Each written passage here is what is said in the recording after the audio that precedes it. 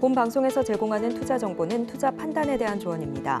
방송에서 제공하는 주식의 가치, 가격 상승 및 하락에 대해서는 방송사에서 보장하지 않습니다. 실시간 정보 브리핑입니다. 전기차 업체 테슬라가 인도 공략을 위한 시동을 겁니다. 전기차 수요 둔화와 중국 업체의 경쟁 등의 악재 속에서 주가 역시 급락하는 가운데 인도 시장 진출에 호재가 될 수 있을지 관심을 모읍니다. 다음 소식입니다. 전기차를 포기한 애플이 로봇 시장 진출을 탐색하고 있습니다. 실내에서 사용 가능한 개인용 로봇을 개발해 차세대 모바일 인공지능 시장을 공략하겠다는 전략입니다. 마지막 소식입니다. 한화그룹의 사업 재편의 속도가 빨라지고 있습니다.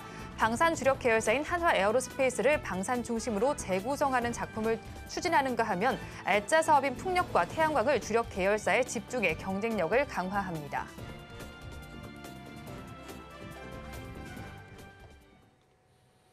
시청자 여러분 안녕하세요. 오늘을 돌아보고 내일을 준비하는 오늘장 내일장 2부 진행의 백선혜입니다. 장 마감까지 확실한 승부 전략과 내일장 주목할 섹터까지 제시해드리고 있습니다. 오늘도 저희 방송과 함께 하시면서 성공적인 투자 전략 가득 담아 가시기 바랍니다. 저희 방송은 유튜브를 통해서도 보실 수 있습니다. 유튜브 검색창에 서울경제TV라고 검색하시면 저희 방송과 함께 하실 수 있고요. 본 방송이 시작되기 전에 오후 1시부터는 유튜브 라이브 브런치로 먼저 찾아뵙고 있습니다. 이 점도 많은 관심 부탁드리겠습니다. 그러면 오늘장 내일장 2부 본격적으로 출발합니다.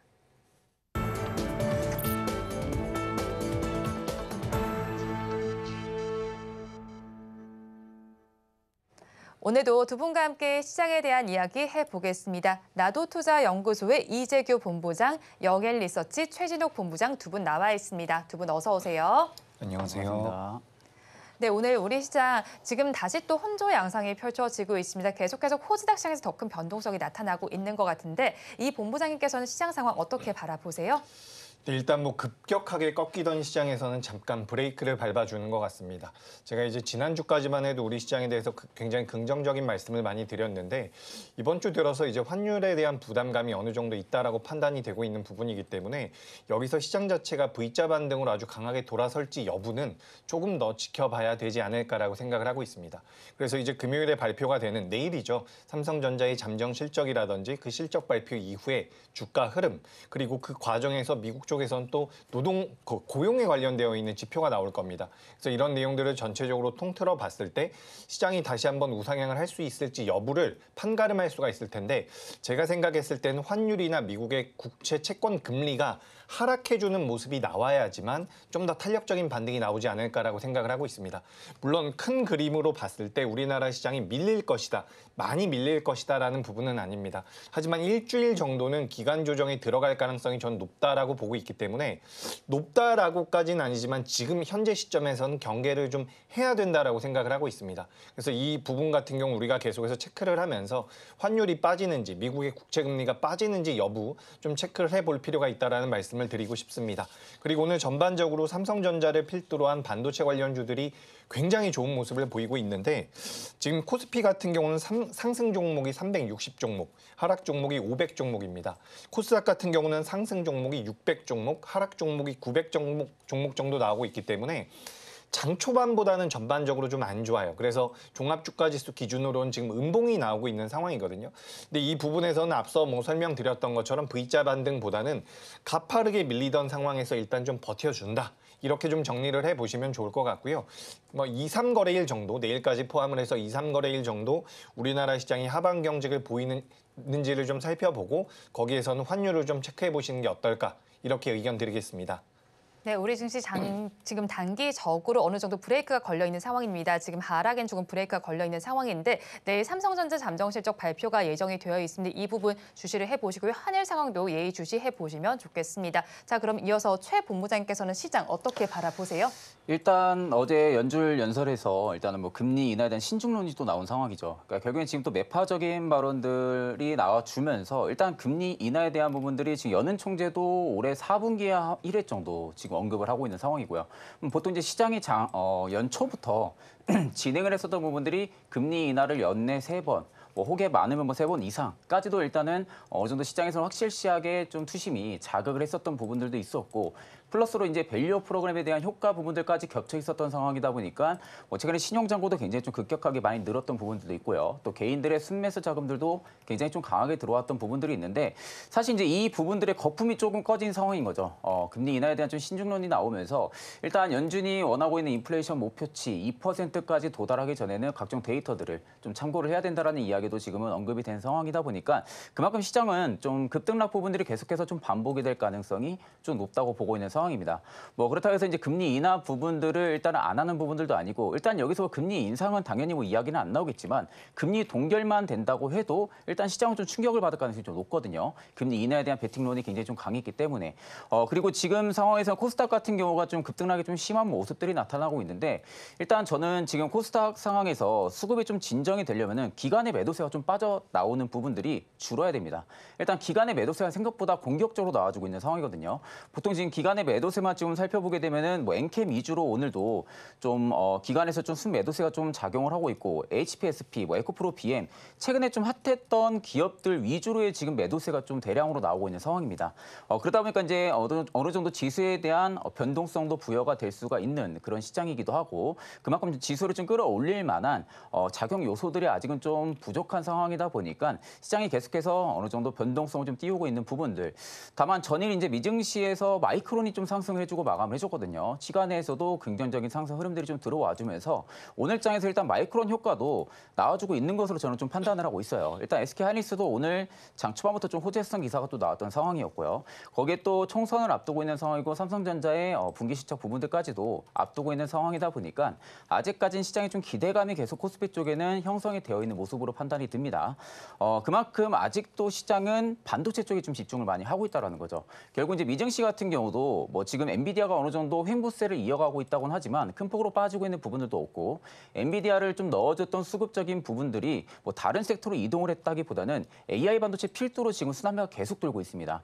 그만큼 우리 증시 같은 경우도 오히려 미국 증시 좀 따라서 커플 현상들이 나와준다고 하게 되면은 일단 반도체, 특히 이제 AI 반도체 쪽 관련해서는 순환매가 계속 좀 돌아줄 가능성이 좀 높다고 보고 있기 때문에 저는 오히려 여전히 반도체 쪽은 계속해서 집중 체크를 해야 된다고 보고 있고 시장이 일단 단기적인 변동성은 부여가 될 수가 있습니다. 그렇기 때문에 오히려 지금 시점에서는 단기적인 좀 하락이 좀 나와준다고 해서 내 종목이 그만큼 매도를 하고 나간다기보다는 일부 시장에 따른 변동성이 부여가 됐을 뿐이지 오히려 종목에 문제가 없다고 하게 되면은 충분히 저는 대응을 하면서 가지고 가보셔도 나쁘지 않은 시장이라고 보고 있습니다. 네, 연준에서 조금 더 매파적인 발언이 나왔고요. 기관의 매도세는 공격적으로 나옵니다. 반도체주 전반이 움직이고 있는데 그래도 시장에 대해서는 너무 부정적인 시각을 유지하지 않는 것이 좋겠다라고 정리를 해주셨고요. 오늘 또 국민주라고 불리는 카카오가 5만 원 선이 붕괴가 됐습니다. 자, 이런 상황 속에서 뭐 네이버와 카카오는 AI 사업을 중심으로 뭐 조직을 좀 재편하겠다라는 의지를 내비쳤는데요.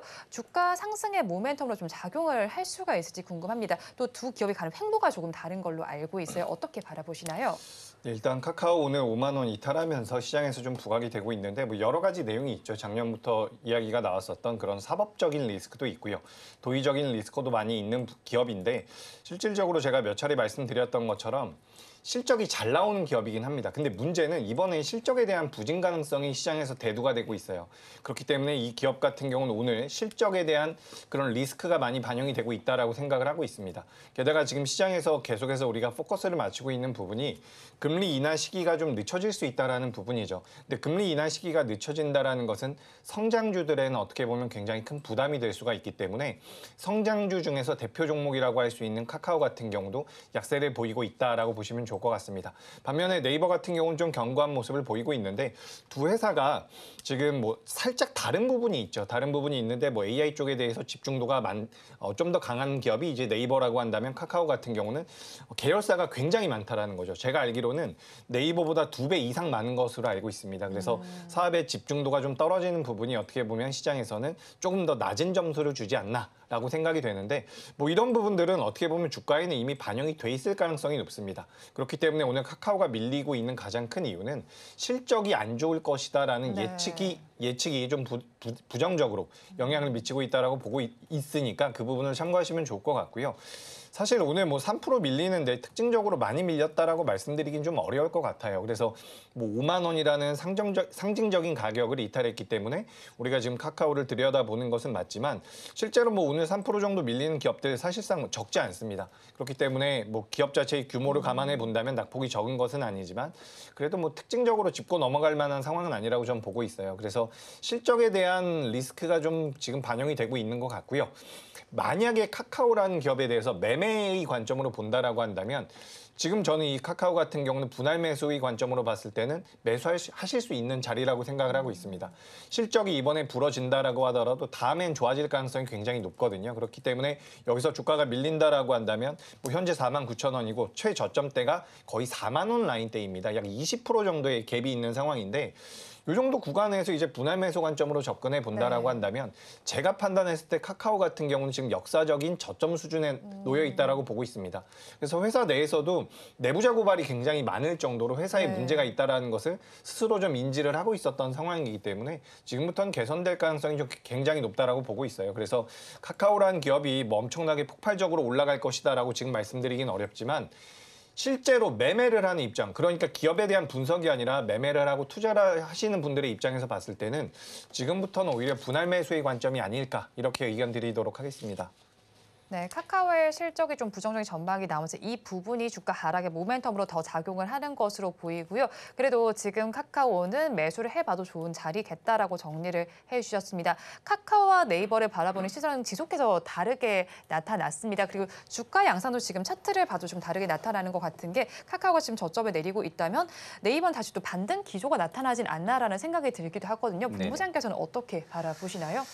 사실 이제 인터넷 대표주 이제 두 기업들만 놓고 보면은 일단은 신성장 동력은 카카오가 조금 더 우세하다고 보고 있고요. 지금 기업적인 밸류라든지 아니면 외형 성장이라든지 실적에 대한 안전성만 놓고 본다, 즉 펀더멘탈만 놓고 본다 하게 되면은 네이버가 조금 더 위라고 보고 있습니다. 그러니까 결국엔 지금 두 양사가 모두 조직 개편에 지금 나서는 부분들인데 사실 여기서 두 회사가 기업에 주목을 하고 있는 조직 개편들이 AI 쪽이거든요.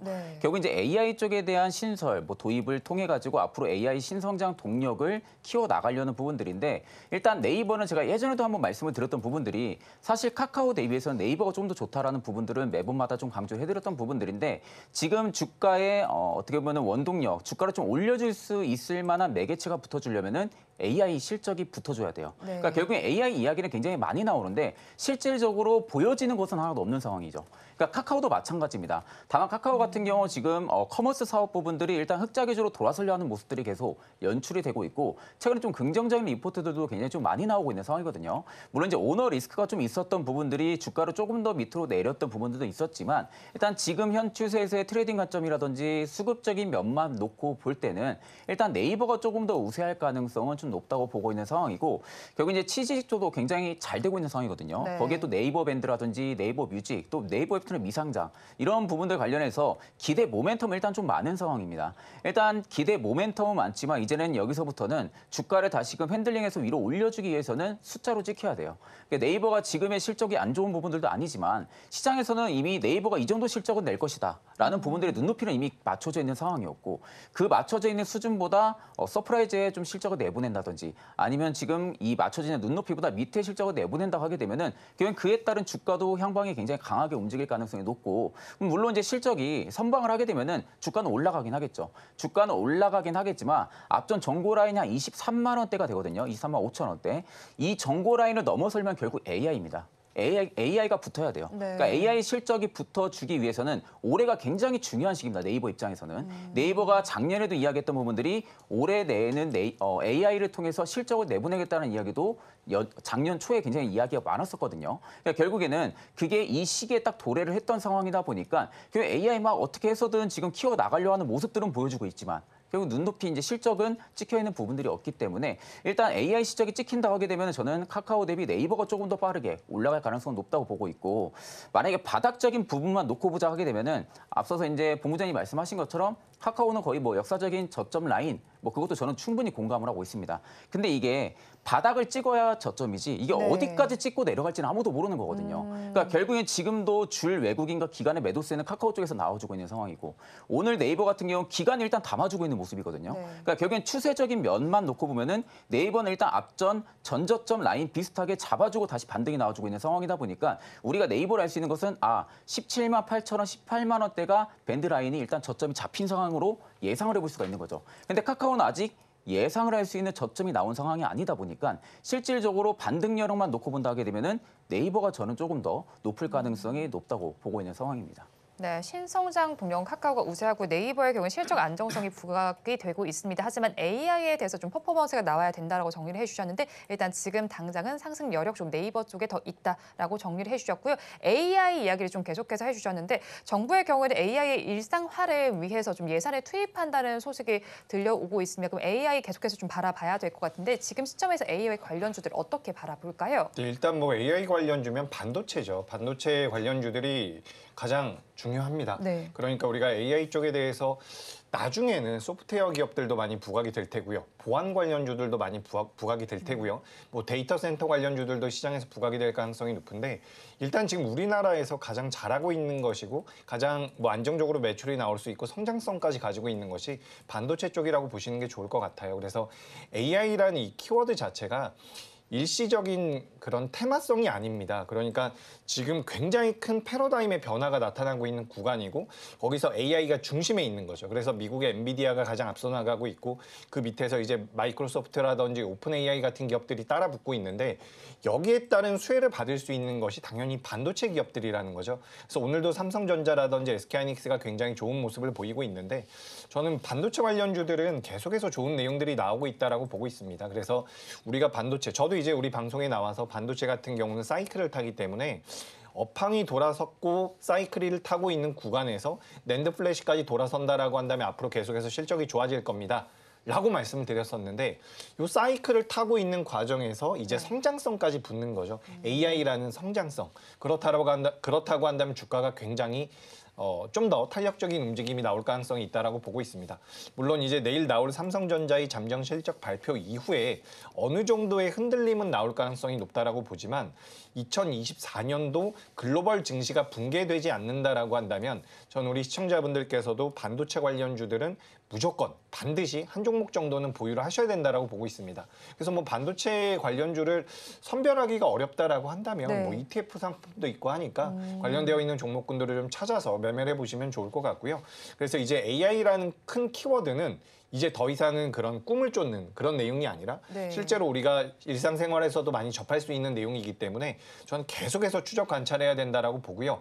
여기서 계속해서 이제 여러 가지 산업군들이 파생이 될 가능성이 높다라고 보고 있습니다. 그래서 우리나라에서는 보안 쪽이 많이 안 움직였어요. 네. 보안 쪽 같은 경우도 앞으로 계속해서 부각될 가능성이 있다라고 보니까 보안주들도 좀 눈여겨보시면 어떨까 의견 드리겠습니다. 네, AI 예산 투입과 관련해서는 일단 먼저는 반도체 주 쪽을 먼저 살펴보자라고 말씀해 주셨고요. 오늘 반도체 주들도 전반적으로 잘 움직이고 있습니다. 이후에는 보안주까지도 관심을 가져보자라는 의견 제시해 주셨는데요. 최 본부장님께서도 이 예산 투입에 따라서 뭐 반도체 쪽이 가장 잘 움직일 것이다라고 보시나요? 그렇죠. 일단 지금 초점은 반도체로 인해서 AI 이제 HBM 쪽이 좀 화랑기에 들어선 상황이고 결국에 이제 뭐 어떤 IT 제품군에는 반도체가 안 들어가는 게 없잖아요. 네. 그러니까 결국에 이제 반도체 쪽에서에 대한 부분들이 수급이 일단은 좀 잡혀주는 게 시장에서도 굉장히 긍정적으로 바라볼 수가 있는 부분들이고 그러면 결국 지금 반도체 플러스 AI가 붙어가지고 AI 반도체라는 새로운 산업군이 지금은 형성이 된 상황이고요.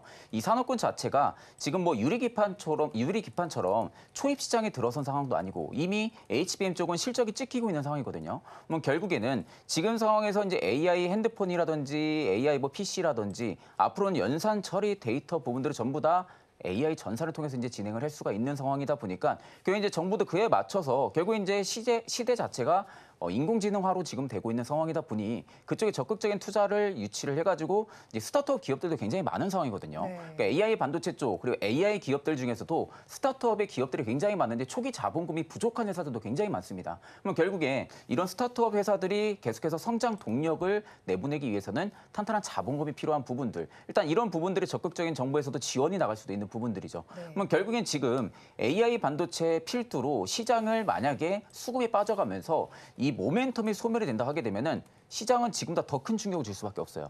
왜냐하면 지금 지수의 거의 레벨업 단계를 50, 60, 70% 이상은 반도체가 끌어왔습니다. 네. 그럼 결국 반도체 쪽이 순환매 사이클이 돌면서 반도체 쪽에 대한 수급이 빠지면서 다른 쪽으로 이동을 한다고 한들 결국엔 그만큼 담겨 있었던 메이저들의 물량이 있기 때문에 시장은 당연히 지수 조정이 굉장히 강하게 올 가능성이 높고 근데 이제 이런 부분들을 생각을 하게 되면 반도체 담기가 무섭죠. 너무 많이 올랐으니까. 네. 근데 오히려 너무 많이 올랐다 해도 계속 잘 가는 시장입니다. 그러니까 지금은 수급적인 면이 몰리는 기업들 위주로 계속해서 잘 가는 시장이고 지금 오늘 같은 경우도 뭐 온디바이스 AI 쪽 같은 경우는 장 초반부터 강했었고 그리고 유리기판 쪽 같은 경우도 지금 굉장히 강하거든요. 네. 그러니까 결국엔 강한 섹터들 내에서 계속 순환매가 돌고 있다는 겁니다. 그러니까 최근에 잡혔던 섹터들 보게 되면은 뭐 유리기판, 뭐 PCB 반도체, AI 다 이런 쪽이잖아요. 그럼 결국 이런 쪽에서 오늘 한쪽은 뭐 AI가 올려줬다 하게 되면 뭐 내일은 반도체가 하고 그러니까 이런 식으로 계속 순환매가 수급적인 면이 이 사이클 내에서만 유지를 해주고 있는 거예요.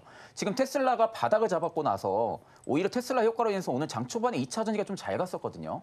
자, 2차 전지가 굉장히 잘 갔는데 지금 보시면은 다시 내려가고 있어요. 그러니까 결국에는 단기 수급으로 인해 가지고 올리기가 한계적인 거죠. 네. 지금 근데 반도체는 연쇄적으로 계속 수급이 들어오는 겁니다. 그러면 결국엔 지수를 내릴 만한 요소들은 충분히 없을 뿐더러 종목을 내릴 만한 요소들도 그렇게 크지가 않다는 거죠. 거기 또 삼성전자의 또 실적 시즌 부분들에 대한 모멘텀도 지금은 남아있는 상태고 그리고 최근 들어서 유리기판 같은 경우는 글로벌 기업들이 전부 다 유리기판 쪽으로 지금 가고 있는 상황이잖아요. 그러니까 글라스 시장 쪽에 지금은 들어가고 있는 상황이고 SK하이닉스나 삼성전자도 지금 글라스 시장에 지금 적극적인 투자를 진행을 하려고 했고 최근에 애플도 지금 유리기판 쪽에 적용을 한다는 이야기가 나오고 있어요. 그러니까 결국엔 지금 글로벌 빅테크 기업들도 유리기판 쪽에 지금 접근을 하고 있다는 것이 일단은 단기적인 모멘텀 자체는 계속 이어질 가능성이 높다고 보고 있는 상황이다 보니까 지금은 계속 이슈가 연쇄적으로 돌고 있는 그런 섹터는 오히려 저는 계속해서 잘 갈 확률이 높다고 보고 있는 상황입니다. 네, 반도체 쪽으로 계속해서 수급이 몰리고 있으니 수급이 몰리는 섹터를 조금 더 바라보자라고 정리를 해주셨습니다. 이어서 종가 베팅할 섹터 알아보겠습니다. 이 본부장님 어떤 섹터 가지고 오셨나요? 네, 전 일단 뭐 반도체와도 관련이 되어 있는 기업이죠. 반도체 관련주라고 보시면 좋을 것 같습니다. 지금 방금 전에 이제 최 본부장님께서 말씀을 해준 것처럼 최근에는 이제 시장에서 공매도가 작년부터 이제 우리가 폐지가 아니라 금지가 되어 있는 상태죠. 그렇기 때문에 그 어느 때보다 수급이 쏠리는 종목들의 수급 쏠림 현상이 굉장히 심합니다. 그러니까 주가가 강하게 올라가는 종목들이 더 가는 상황이 계속해서 이어지고 있는 거죠. 그래서 뭐 최근에 알테오젠이라든지 몇몇 제약바이오 종목군들도 물론 모멘텀이 있었죠. 기술 수출이라든지 여러 가지 모멘텀이 있었기 때문에 더 강하게 간 건데 그 종목군들 말고도 뭐 엔캠이라든지 몇몇 기업들이 정말 폭발적인 상승력을 보이고 있습니다. 그렇다라는 것은 공매도가 다시 한번 시장에서 정상적이라기보다는 작동하기 전까지는 수급의 쏠림 현상이 시장에서 굉장히 강하게 이어질 가능성이 높다라고 보고 있습니다. 그래서 오늘도 아까 전에 앞서서 말씀드렸던 것처럼 전반적으로 하락 종목이 많은 시장임에도 불구하고 상승하는 종목들은 그 상승률 자체가 굉장히 크게 나오고 있습니다. 5% 이상은 올라가는 종목군들도 굉장히 많죠. 그렇기 때문에 좀 시장에서는 자금이 들어오는 쪽에 대한 집중도 필요하다. 물론 중장기적으로 봐서 이제 막 돌아서는 종목군들을 공략하는 것도 괜찮은 방법인데 오늘 이제 종가 베팅을 한다라는 것은 그래도 좀 탄력적인 종목들을 공략해 본다라는 관점에서 봤을 때는 여전히 반도체 쪽을 봐야 된다라는 말씀을 드리고 싶습니다. 근데 굉장히 재밌어요. 최근에 이제 그러니까 그동안 많이 못 움직였었던 종목군들도 변동성이 많이 나오고 있거든요. 그러니까 반도체 업황 자체가 개선이 되면 PCB가 개선이 되는 거예요. 그래서 PCB 관련주들도 최근에 좀 올라오고 있고요.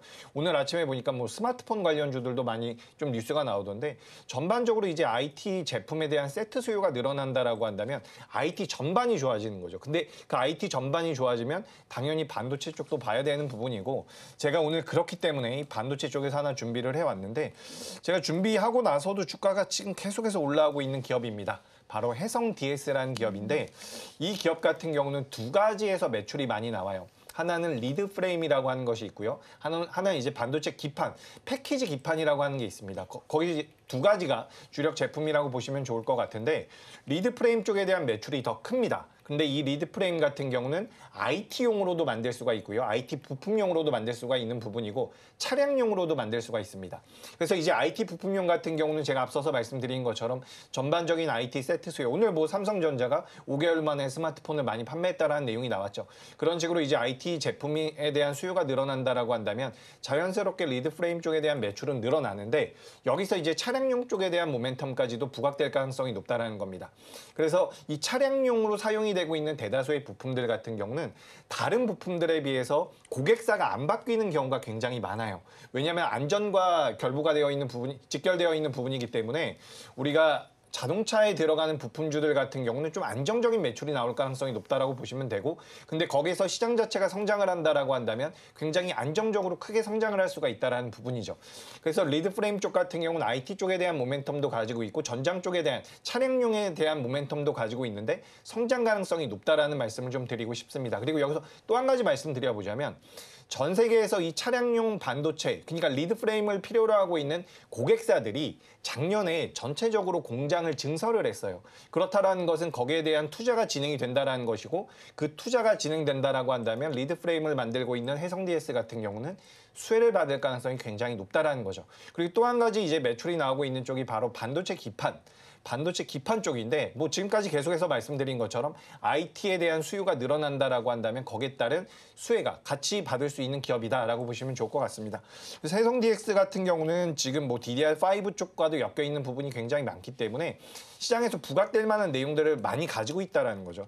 최근 들어서 또 DDR5와 관련되어 있는 종목군들도 오랜만에 변동성이 나오고 있거든요. 그러니까 우리가 HBM 굉장히 메리트가 있습니다. 지금도 주가 흐름이 굉장히 좋아요. 뭐 CXL이라든지 온디바이스 AI도 있는데 우리가 그 앞전으로 가면 DDR5가 있어요. 근데 DDR5, DDR4에서 DDR5로 넘어가면서 이 세대가 바뀐다라고 보시면 좋을 것 같은데 점유율 기준으로는 올해가 돼야지만 올해 2024년도에 DDR5가 많이 올라온다라고 합니다. 그래서 이런 부분들 같은 경우도 요 해성 DS라는 기업에는 매출로 긍정적인 모멘텀을 가지고 올 가능성이 높기 때문에 저는 해성 DS라는 기업을 좀 말씀을 드려봅니다. 그래서 시장에서 반도체 쪽이 그러니까 이게 굉장히 달라요. 뭐가 다른 거냐면 주가가 많이 올라올 경우에 개인 투자자분들 같은 경우는 이거 주가 많이 올라왔다라고 생각을 하는데 지금 반도체 관련주들 같은 경우는 어느 정도의 조정이 있다라고 하더라도 지금 나오는 실적, 만약에 1분기 때 실적이 나오고 2분기 때 실적이 나온다면 그 실적이 여러분 최고점이 아닙니다. 지금부터 계속해서 좋아질 가능성이 높다라는 거예요. 내일 삼성전자에서 잠정 실적을 내놓을 텐데 그 실적이 살짝 눈높이에 못 미친다라고 하더라도 조정을 받겠죠, 당연히. 네. 그리고 실적이 잘 나와도 조정을 좀 받을 수 있습니다. 최근에 많이 반영이 돼서 선반영이 돼서 올라왔으니까. 하지만 2분기 실적은 거의 90% 이상 좋아질 거예요. 3분기 실적도 더 좋아질 거고요. 그렇기 때문에 지금부터 반도체 관련주들 같은 경우는 많이 올라왔기 때문에 그만 봐야겠어 이런 관점이 아니라 앞으로 더 좋아질 수 있다는 관점으로 보시면 좋을 것 같고요. 그런 관점에서 주가가 많이 올라와 있다면 부담이 되니까 해성 DS 같은 경우는 이제부터 시작할 가능성이 있다고 보고 있습니다.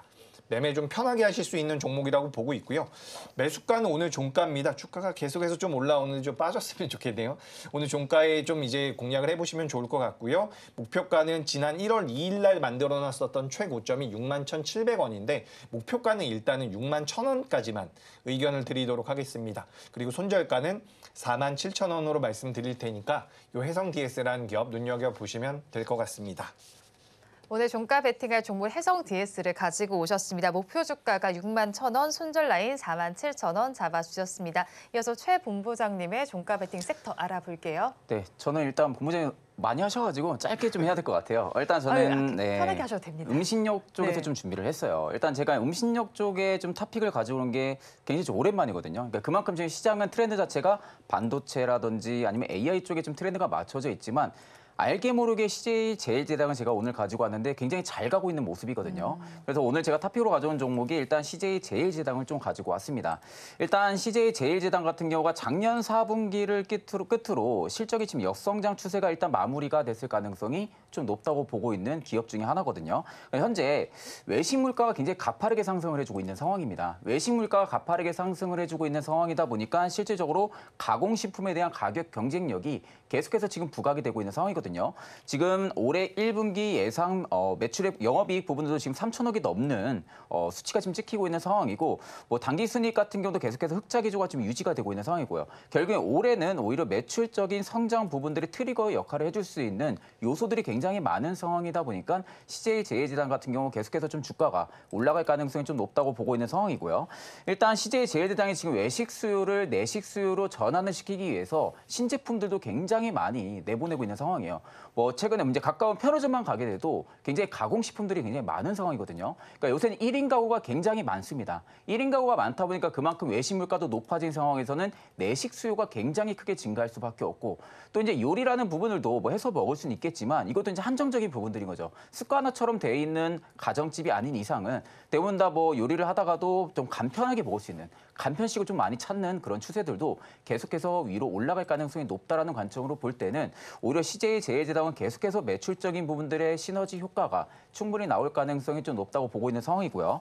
또 이제 우호적인 시장 속에서 계속해서 대형 기업들의 중심으로 계속해서 가공식품에 대한 신제품을 출시를 해준다고 하게 되면은 그에 따른 외형 성장도 계속해서 나와줄 가능성이 높다고 보고 있는 상황입니다. 또 거기에 이제 더불어서 CJ 제일제당의 바이오 쪽 사업까지도 지금 같이 하고 있는 상황이죠.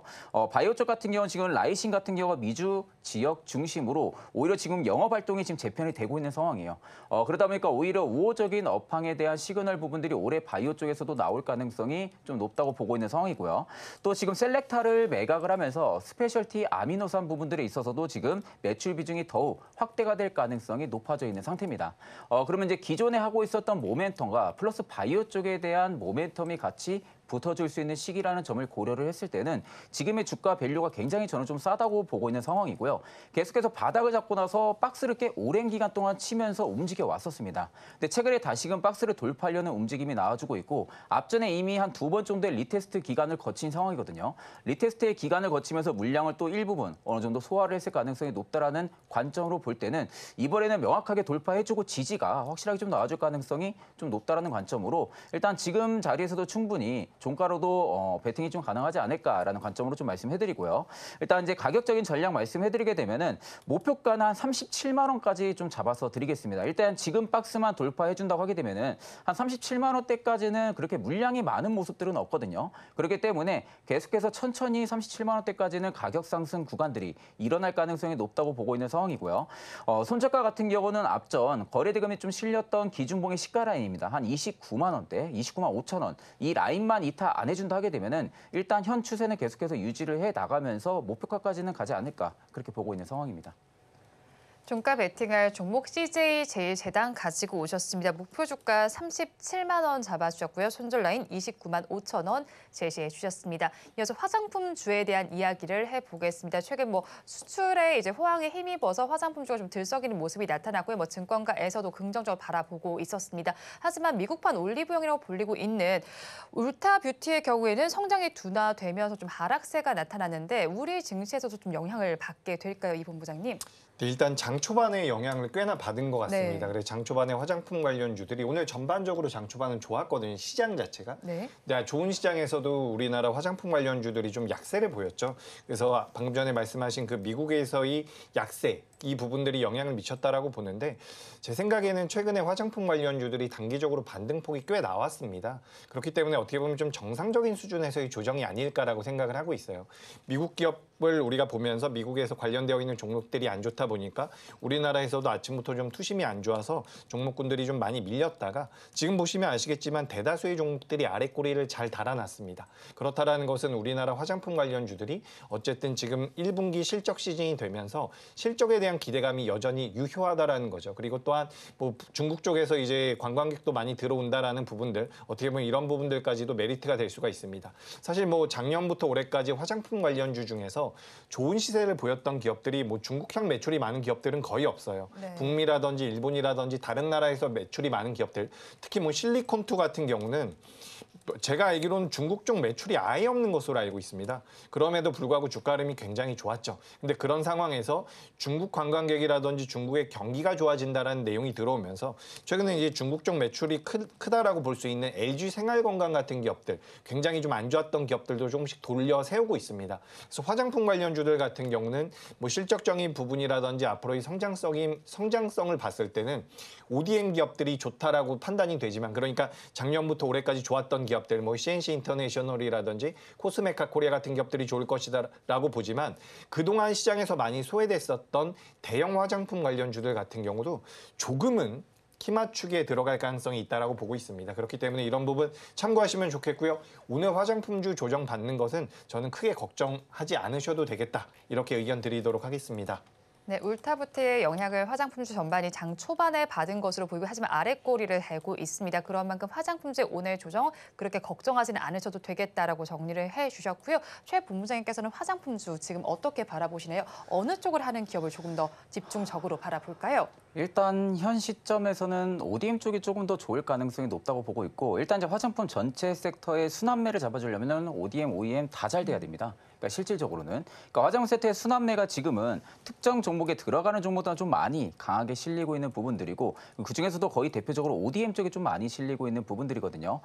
일단 지금 화장품의 수출 판매 데이터 부분들이 계속해서 역대 최고치를 찍어 나가고 있는 상황이고, 그만큼 화장품사들의 실적은 좋아지고 있는 상황인데, 이게 일단 예전 같은 경우는 대형 브랜드, 어느 정도 메이커라고 하게 되면 그쪽 화장품을 좀 많이 썼었습니다, 예전에는. 근데 최근에는 대형 브랜드, 대형 메이커가 아니어도 요새는 독특하다든지 아니면 어느 정도 좀 효능이 특출나게 어느 한 곳에 있다든지, 이렇게 되면은 오히려 MZ세대들 같은 경우는 대형 메이커의 사의 화장품보다도 중소형 메이커사의 화장품도 굉장히 많이 사용을 하거든요. 그러면 결국 예전에는 대기업들에 있어서의 실적적인 부분들이 몰렸다고 하게 되면은 최근에 좀 중소형 화장품사 쪽에서도 굉장히 실적적인 부분들이 특출나게 밀리고 있는 상황입니다.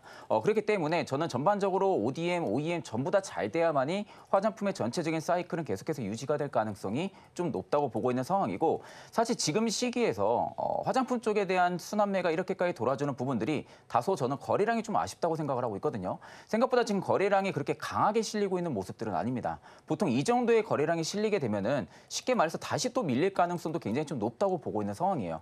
다만 지금 실적적인 성장 부분들이 화장품 쪽에서 계속 나타나고 있는 상황이고, 외형 성장까지도 계속해서 나타나고 있는데도 불구하고 일단 거래량이 받쳐주지 않는다는 것은 그만큼 지금 시장에서 지금의 주가 레벨이 거의 맞다라는 수준으로도 볼 수도 있는 거거든요. 그러니까 지금은 재평가가 들어갈 수 있는 시즌인 부분들을 고려를 했을 때는 여전히 지금의 주가가 고평가냐, 저평가냐라는 부분들에 있어서는 수급적인 면을 좀 봐야 된다고 저는 좀 말씀을 해드리고 싶고, 최근 LG 생활건강 관련해서 긍정적인 리포트들도 굉장히 좀 많이 나오고 있거든요. 근데 그만큼 타격도 많이 봤었습니다. 중국 쪽에 대한 매출 비중이 워낙 좀 높은 기업이다 보니까 당연히 중국 쪽에 매출이 죽게 되면은 LG 생활건강 같은 경우도 당연히 매출적인 부분들이 줄어들 수밖에 없고요. 그럼 그만큼 주가에 타격도 많이 입을 수밖에 없는 상황인데, 일단 지금 시장 트렌드 자체는 중국 쪽에 한 비중국 쪽으로 좀 많이 눈을 돌리고 있다는 거죠. 화장품사들도 마찬가지고 미용, 의료기기 쪽 기업들도 마찬가지고. 그러면 결국에는 시장에서도 비중국 쪽에 대한 매출을 올리고 있는 기업 쪽에 수급이 몰릴 가능성이 높습니다.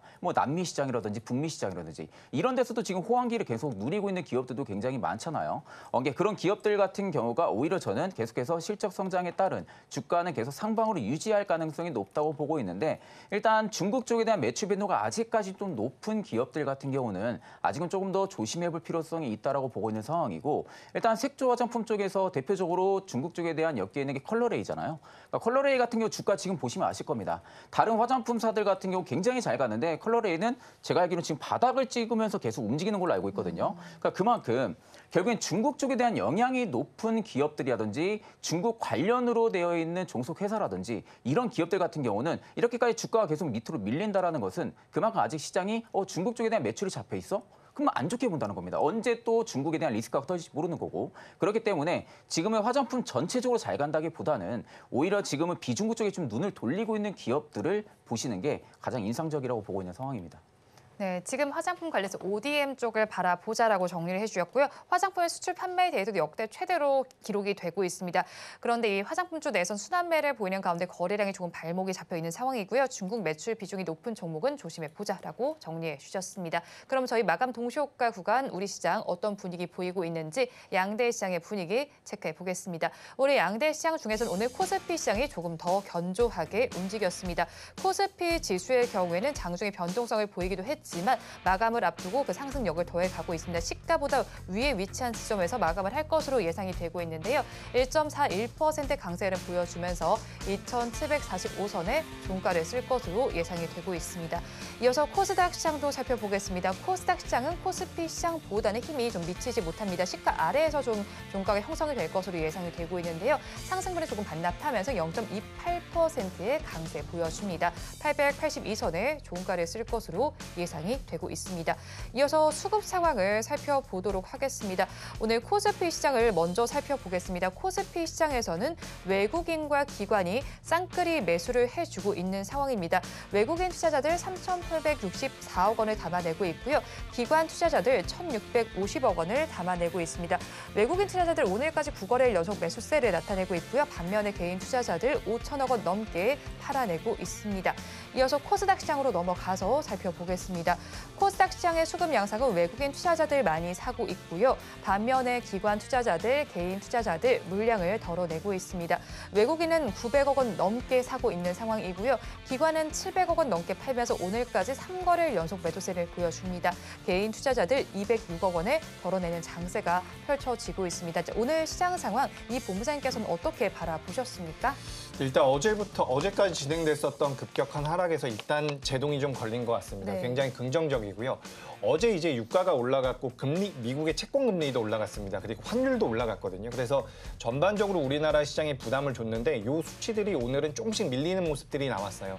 그래서 굉장히 중요한 자리입니다. 그러니까 제가 굉장히 오랫동안 우리 시장 좋을 겁니다, 괜찮을 겁니다라고 말씀드렸는데 이번 주 들어오면서 살짝 걱정을 하고 있죠. 그래서 이 세 가지 수치들을 좀 따져봐야 되는데 실제 이제 우리가 좀 더 체감할 수 있게끔 제가 우리나라 수급을 좀 말씀드려보자면 우리나라가 지금 다음 주에 옵션 만기일입니다. 네. 근데 지금 풋옵션에 들어와 있는 외국인들의 포지션을 보면 하방으로 베팅하고 있는 자금들이 꽤나 있어요.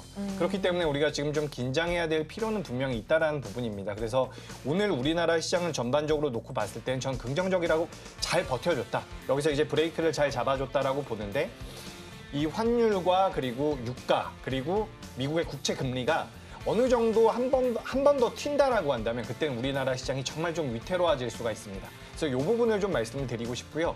그리고 또 한 가지 중요한 점 여러분들께서 체크하셔야 되는 게 뭐냐면 지금 삼성전자 같은 경우는 올해 1월 달부터 지금까지 외국인들의 순매수가 굉장히 강하게 들어오고 있어요. 근데 기관 매수는 안 들어오고 있거든요. 기관은 매도를 하고 있습니다. 근데 여기에서 만약에 삼성전자가 더 올라간다라고 한다면 기관은 무조건 따라 붙을 거예요. 그렇기 때문에 실적 발표 이후에 외국인들이 삼성전자에 대한 매수가 이어지느냐 이 부분이 굉장히 중요하거든요. 만약에 이어진다라고 한다면 제가 왜 기관들이 무조건 따라붙을 것이다라고 말씀드리냐면 기관들 같은 경우는 수익률을 만들기 위해서 우리가 벤치마킹을 하죠. 근데 종합주가지수보다 본인들의 포트폴리오 수익률이 좋지 않으면 안 됩니다.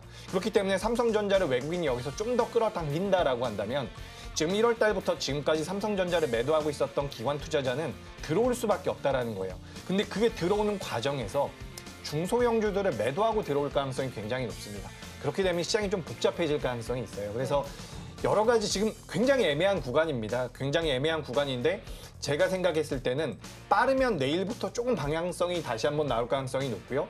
그리고 좀 여유가 있게 투자를 하시는 분들이라고 한다면 전 다음 주 옵션 만기일 이후에 시장을 좀 보시는 게 어떨까라고 말씀을 드리고 싶어요. 큰 그림에서는 저는 우상향입니다. 네. 그렇지만 이 구간에서 어느 정도의 기간 조정이 나올 가능성은 있다라고 보니까 말씀드린 뭐 달러 강세 환율 그리고 유가, 채권 금리, 미국의 실적, 미국이 아니죠. 삼성전자의 실적 그리고 이런 부분들 수급적인 부분들도 좀 체크를 하셔야 된다는 말씀 드리면서 좀 경계할 시점이다 말씀드리도록 하겠습니다. 네, 우리 양대시장 오늘 그래도 강세로 마감할 것으로 예상됩니다. 마감 동시효과 구간 함께 하셨습니다.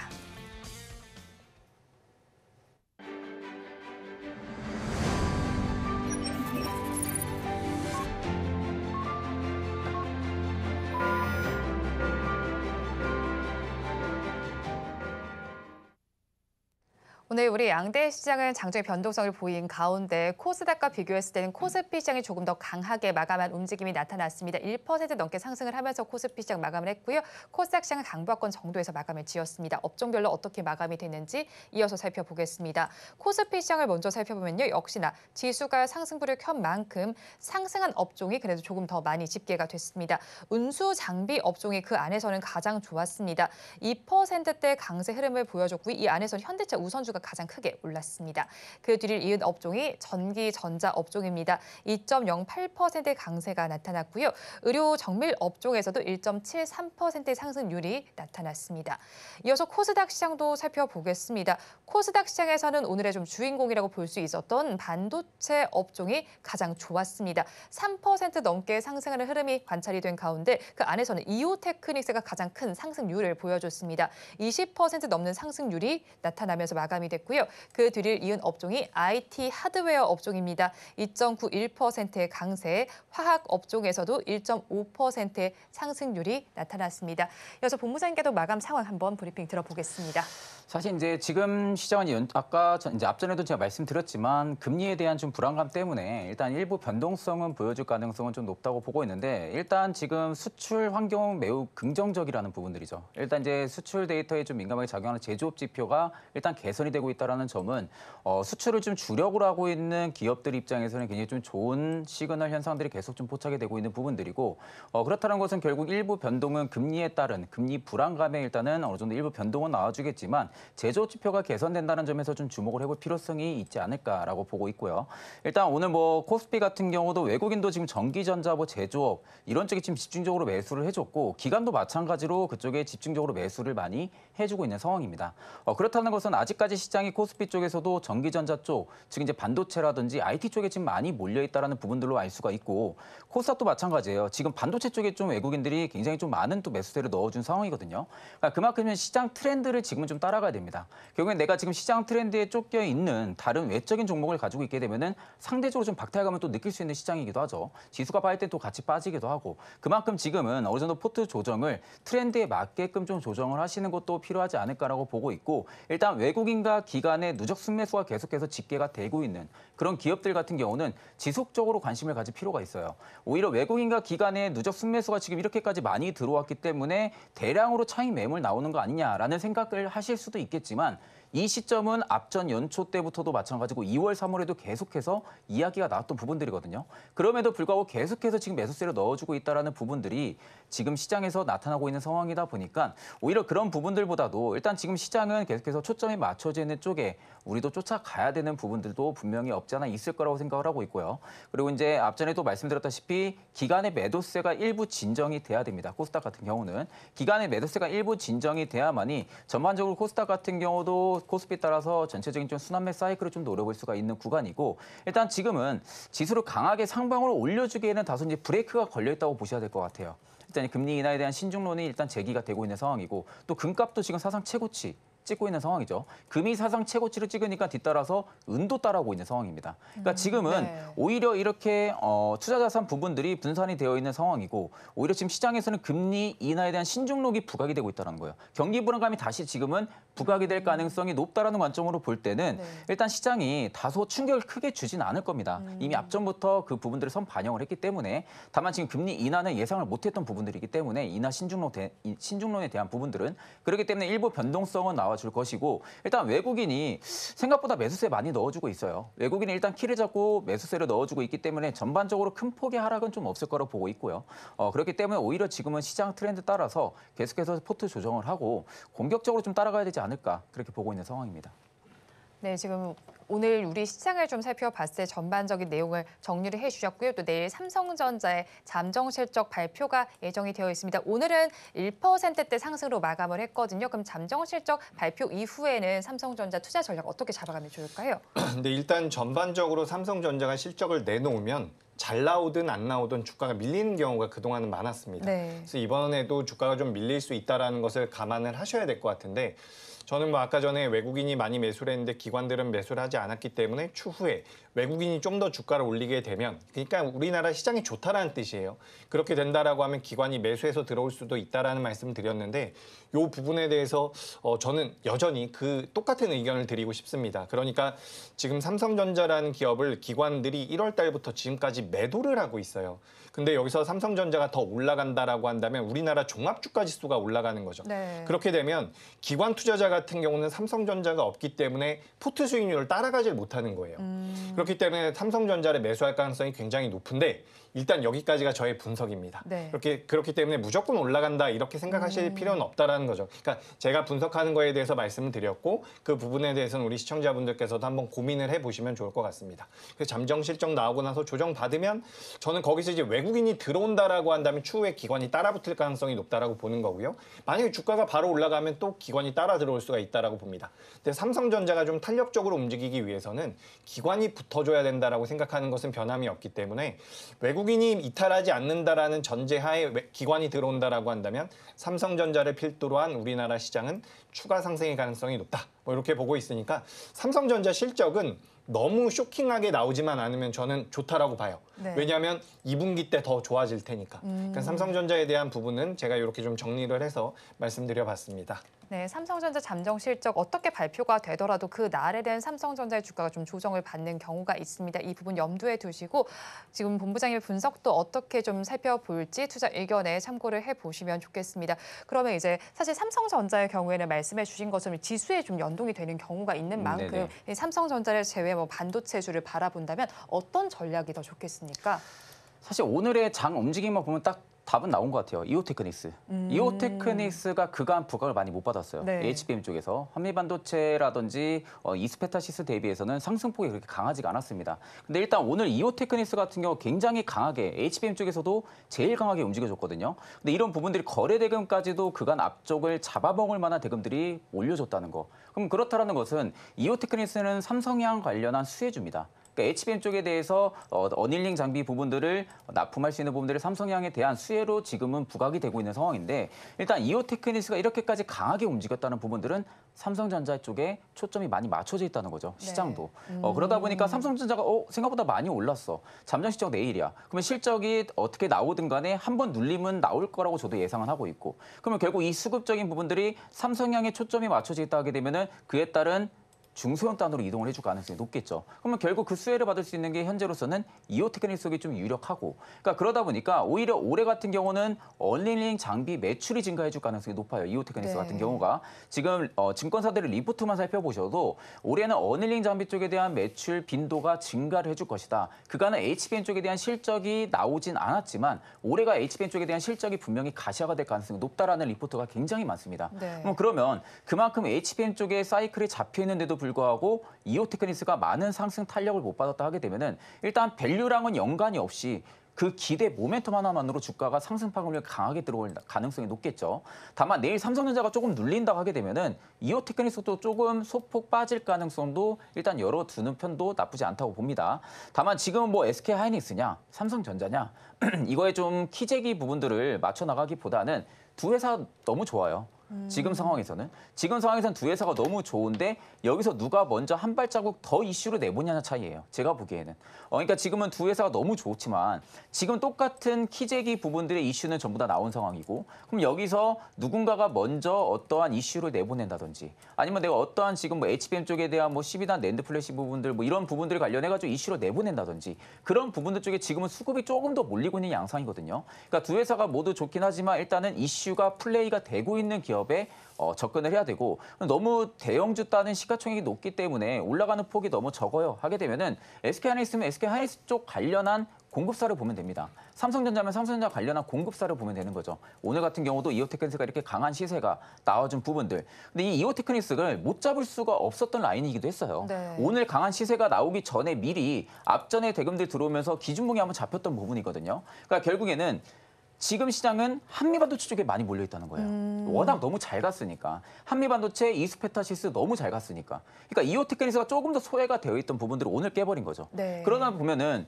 일단은 개인 투자자분들 입장에서는 HBM 쪽에 초점이 맞춰져 있다 하게 되면 이오테크닉스 잘 갔으니까 내일 이오테크닉스를 봐야겠다.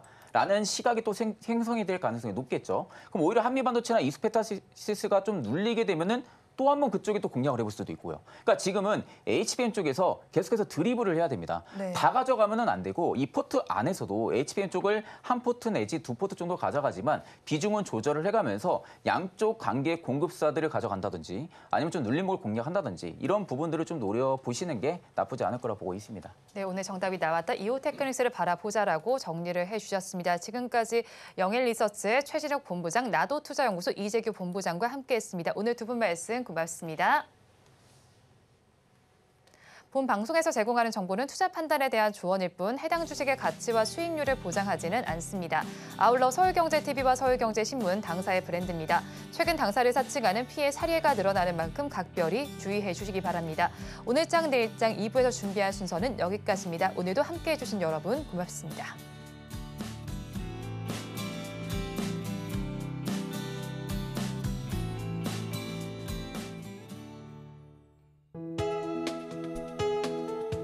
본 방송에서 제공하는 투자 정보는 투자 판단에 대한 조언입니다. 방송에서 제공하는 주식의 가치, 가격 상승 및 하락에 대해서는 방송사에서 보장하지 않습니다.